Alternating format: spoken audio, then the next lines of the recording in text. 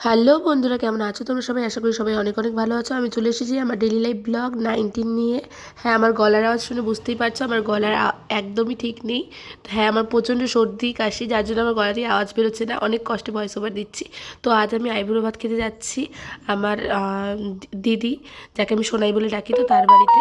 তো বন্ধুরা, আমার এই দিদির বাড়ি হলো সীতায়ে। তো দেখো, আমি ওর বাড়িতে ঢুকতেই দেখো আমার ভাগ্নিটা কি সুন্দর আমার কোলে এসে চুপচাপ বসে আছে। তো আমার ভাগ্নিটা, এটা আমার সব থেকে ছোটো ভাগ্নি। তো আমার ভাগ্নি কিন্তু খুবই কিউট দেখো। আর ওই যে চকলেটটাকে কত সুন্দরভাবে খাচ্ছিল, মানে বাচ্চারা যা হয় দেখো। তারপর আমি শাড়ি ঠাড়ি পরে একটু রেডি হয়ে নিলাম।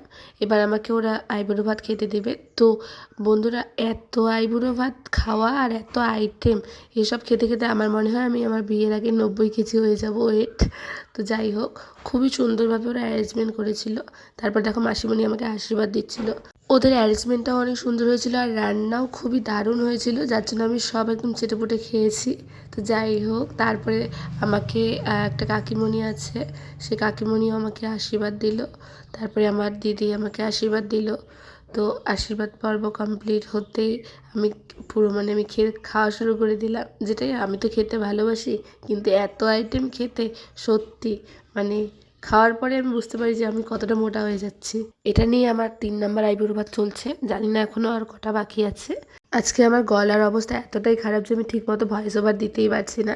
তো যাই হোক, আমি ওদের ওখানে খাওয়া দাওয়া সব কমপ্লিট করে তারপর একটু রেস্ট টেস্ট নিয়ে ফাইনালি বাড়ির উদ্দেশ্যে আমি রওনা হই।